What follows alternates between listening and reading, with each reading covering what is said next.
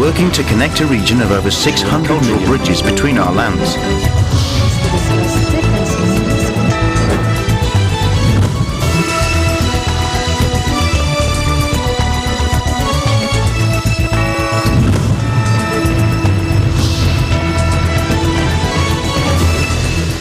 Hello and welcome to ASEAN in Focus. I'm Judith Lumera delivering to you the latest news in and around the ASEAN region on today's headlines.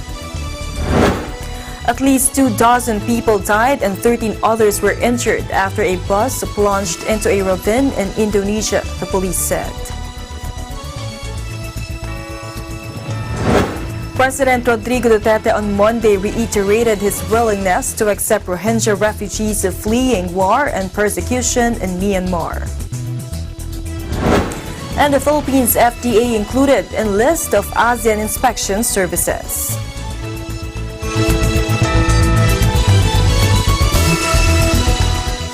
At least 24 people died and 13 others were injured after a bus plunged into a ravine in Indonesia, the police said. The bus carrying dozens of passengers careered into a 150-meter ravine in South Sumatra province just before midnight on Monday and ended up in a river. The local police spokesman Dali Gumara told AFP on Tuesday. It crashed into the concrete road barrier before plunging into the ravine. Some people are still trapped inside the bus, Gumara said, adding no other vehicle was involved. Search and rescue teams have been deployed to look for victims, Gumara said, adding injured survivors were taken to hospital. The accident happened in a remote and steep area near the town of Pagar Alam, hampering the efforts to rescue the victims. The regional bus left Bengkulu province for Pagar Alam with only 27 passengers, but some survivors told police that there were around 50 people on board when the accident happened. Meanwhile, a series of explosions rocked Sunday night a southern Philippine city known for Islamic State-linked violence, wounding at least 17 people, including soldiers, a military official said. A hand grenade was thrown into a military truck patrolling Cotabato City in the restive southern island of Mindanao, with 8 soldiers and 4 civilians sustaining injuries from the bomb's shrapnel. It was quickly followed by an improvised explosive device or IED blast in the nearby town of Libungan, wounding 5 civilians with 1 in serious condition, according to regional military spokesperson Major Arvin Encinas. Another explosion was recorded in the neighboring town in Maguindanao, although police are still gathering information on whether there are casualties. Regional military spokesperson Major Arvin Encinas said, quote, "We do not discount the possibility that Bangsamoro Islamic Freedom Fighters or the BIFF and Daesh-inspired groups are behind this. Those groups, including the Islamic State-aligned BIFF and Abu Sayyaf, a kidnap for ransom gang, has been behind some of the nation's deadliest attacks." Authorities said Monday 8 people died and hundreds were taken to hospitals in the Philippines after drinking coconut wine believed to contain high levels of methanol. The victims all attended gatherings over the weekend in the town of Rizal, southeast of Manila, and complained of stomach pains after drinking the wine, known locally as lambanog. Jose Jonas Del Rosario, spokesman for the capital's Philippine General Hospital, said 9 victims are in a critical condition. Police said in total 300 victims were taken to hospitals. All drank the same brand of wine that had been bought in the area. The local government has imposed an immediate ban on the sale of the beverage, which is in high demand over the holidays. Much of the coconut wine on the market is manufactured by the locals in backyard operations. Dr. Del Rosario said one of the byproducts of coconut wine fermentation is methanol, which can cause blindness and death. Some manufacturers keep the methanol in because it means a greater volume and more profit. In other news, police presence in Jakarta has been beefed up by an additional 10,000 personnel ahead of the holidays to guard against potential terror attacks as part of Operation Candle 2019. jelas saat ini yang kita gunakan adalah mengantisipasi. Jadi tetap kita melakukan pengamanan, kita lebih waspada dan kita maksimalkan pengamanan yang ada di seputaran gereja. Indonesian authorities have deployed an unprecedented 192,000 police and military personnel nationwide to secure holiday celebrations across the country. Footage shot on Monday shows security personnel marching and taking to the streets of the capital. Indonesia is a Muslim-majority country with 24 million non-Muslims, constituting 10% of the population. More news when ASEAN in Focus returns.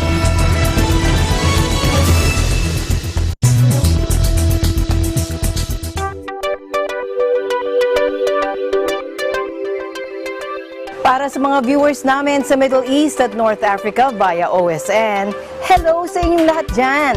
Ako po si Alma Angeles at araw-araw tayong magkasama sa Eagle News International. Dito tayo sa Net25 at OSN, siguradong at home ka dito.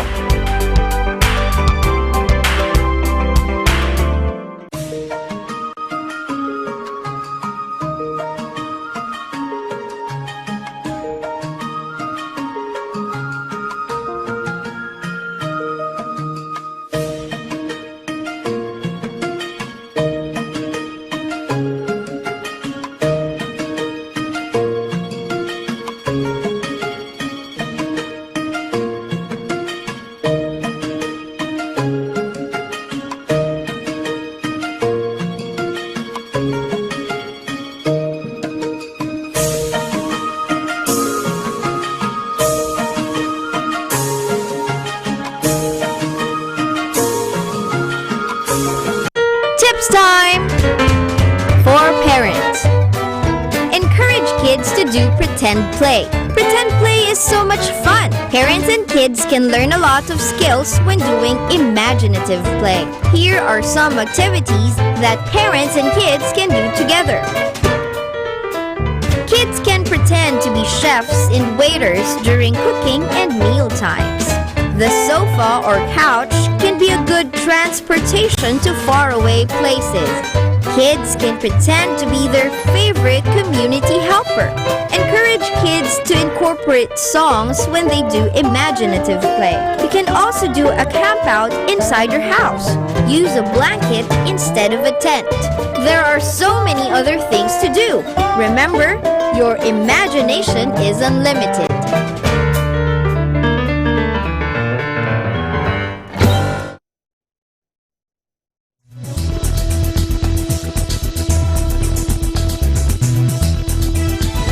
Welcome back. President Rodrigo Duterte on Monday reiterated his willingness to accept Rohingya refugees fleeing war and persecution in Myanmar.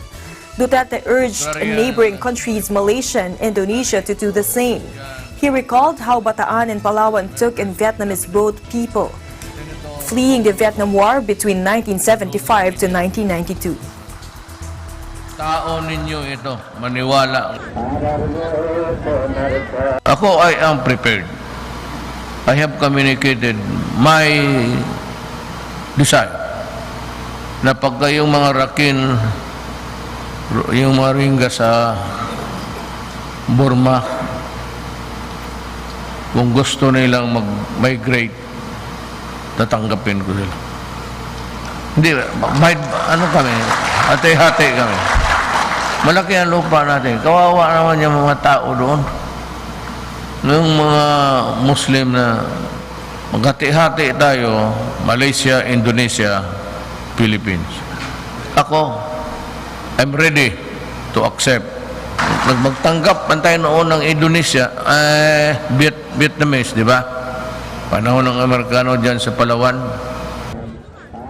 Last year, Duterte has said he was willing to accept Rohingya refugees in the Philippines, believing that genocide was apparently taking place in Myanmar.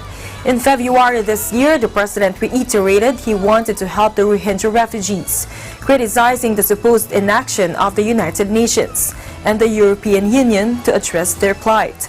The Rohingya, often described as the world's most persecuted minority, are an ethnic group, majority of whom are Muslim, who have lived for centuries in Myanmar. Currently, there are about 1.1 million Rohingyas in the Southeast Asian country. The Philippines' open-door policy to refugees can be traced back to 1923, when the country took in the first wave of white Russians fleeing from the Socialist Revolution. This according to the United Nations High Commissioner for Refugees, or UNHCR.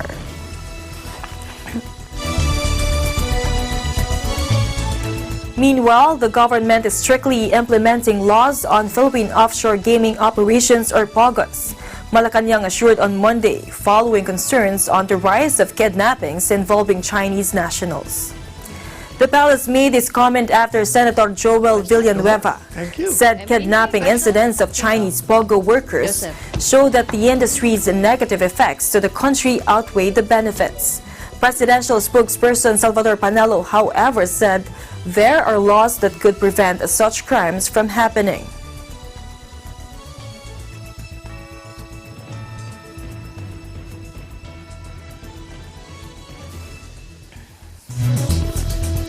Records from the PNP Anti-Kidnapping Group, or PNP-AKG, show that there were 6 POGO-related kidnappings from January to November 2019.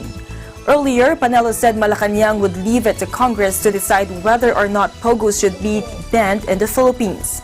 Chinese Foreign Ministry spokesperson Zheng Shuang called on the Philippines to ban online gambling, describing it as the most dangerous tumor in modern society. President Rodrigo Duterte, however, rejected the proposed ban, saying it would result in people losing livelihood, but warned operators to pay the right taxes. We have laws that will cover all imaginable situations or events occurring in relation to POGOs. So all we have to do is enforce them.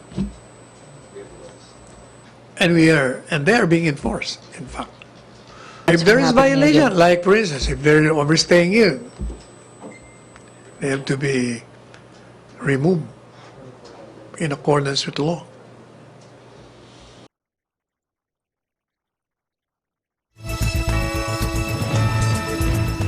At the 28th ACCSQ Pharmaceutical Product Working Group, or PPWG, meeting and its related meetings, the ASEAN member states agreed to endorse the listing of the Philippines Food and Drug Administration under the ASEAN Mutual Recognition Arrangements, or MRA, on Good Manufacturing Practices, or GMP.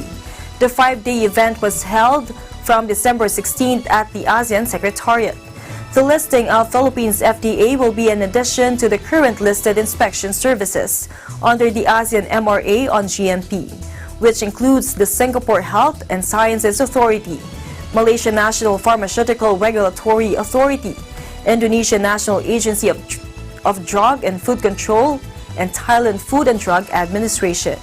The ASEAN MRA on GMP sets out arrangements under which each signatory of the MRA shall first accept the GMP certificate for manufacturers of medicinal products, where the GMP certificates are issued by listed inspection service, and second, the GMP inspection reports which verify conformity of a manufacturer of medicinal products with the mandatory requirements, where such inspection reports are issued by the listed inspection service. Currently, the coverage of the MRA includes conventional pharmaceutical products in finished dosage forms. The GMP certificate is a mandatory requirement for registration of medicinal product in each ASEAN member states.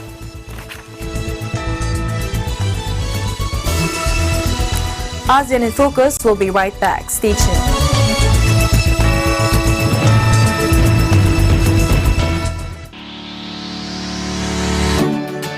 Mga kababayan, lalo na sa mga OFWs sa Middle East at North Africa, may good news kami para sa inyo. Mapapanood na ninyo ang Net25 at iba pang Filipino channels na hatid ng OSN sa presyong abot kaya.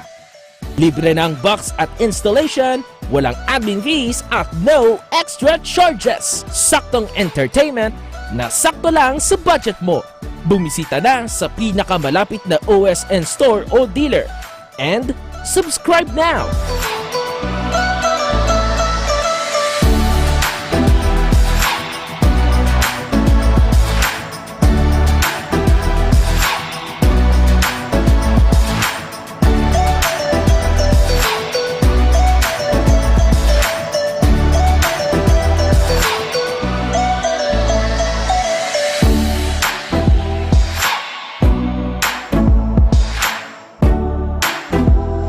sa Net25 at OSN, siguradong at home ka dito.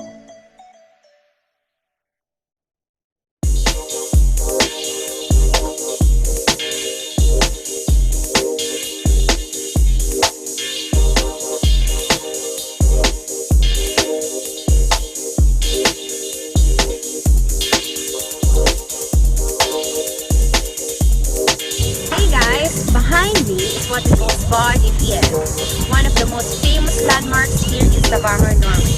And if you want to see more of the tourist spots like this, just tune into Digital Nest every Tuesday and Thursday, 7:30 p.m.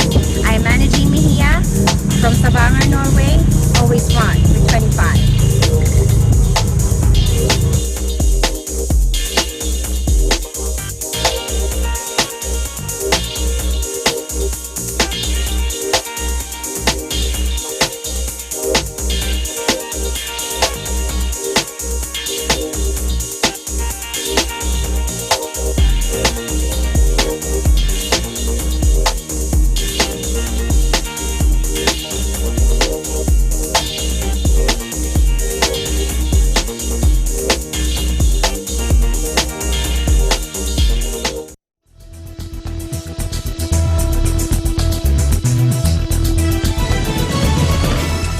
Welcome back. Rise Tribe hosted the second annual Filipino Heritage Night as the Toronto Raptors beat the struggling Cleveland Cavaliers 133-113 Monday night. Our EBC Canada Bureau's Rita Cesar reports. Last Monday, the Toronto Raptors took on the Cleveland Cavaliers, a team they once had trouble overcoming in the playoffs. With the Raptors trying to bounce back from a bumpy 6-game stretch, a win over the struggling Cleveland squad is the kind of confidence that this team needed. Not only were the Raptors hosting the Cavs at home, but Monday night's game marks the second annual Filipino Heritage Night in collaboration with the nonprofit organization, the Rise Tribe. With the Filipino population continuing to rise in Canada, and especially in Toronto, the importance of an organization like the Rise Tribe is evident, a non-profit organization founded by a group of young Filipino Canadians. They saw that even younger generations needed guidance when it came to their education and careers. Abby Albino is one of the co-founders who recognized the power that a sport like basketball has when reaching out to younger generations. Playing in sport or being a part of a sports team, you are essentially part of a larger family. So the transition from being a kid who just was in a Filipino family to someone who's playing in sport actively, it was seamless. So yeah, for me, development in sport is really important. Again, it teaches you leadership, it teaches you all sorts of life skills. Anyone who purchased Filipino Heritage Night tickets were also able to get their hands on an exclusive t-shirt, which is adorned with the Raptor. In addition to t-shirts, those who were able to purchase premium tickets were also treated with some surprises, like a visit from Bobby Webster, the general manager of the Toronto Raptors. Though Filipino communities in Toronto and in Canada as a whole have been present for years, there's a surge of younger Filipino Canadians who, with the help of organizations like the Rise Tribe, are seeing the possibilities that are available to them. A lot of them just want to do what they love, and that's kind of our generation now. We kind of took it up on ourselves to really take somebody who wants to get in photography or wants to get into media and pair them up, or at least show them examples of successful Filipino Canadians in those spaces so that they can see that there is representation and that it is possible to achieve that. By the end of the night, the fans were able to see their Toronto Raptors walk away with the win, defeating the Cavs by a score of 133-113. Philippines' own Jordan Clarkson of the Cavaliers finished the night with 9 points in 23 minutes. From the Scotiabank Arena, I'm Zarita Sese, Eagle News, 1 with 25. That is the latest news in the Southeast Asian nations. Stay updated about the ASEAN region. I'm Judith Limera, and I'm 1 with 25.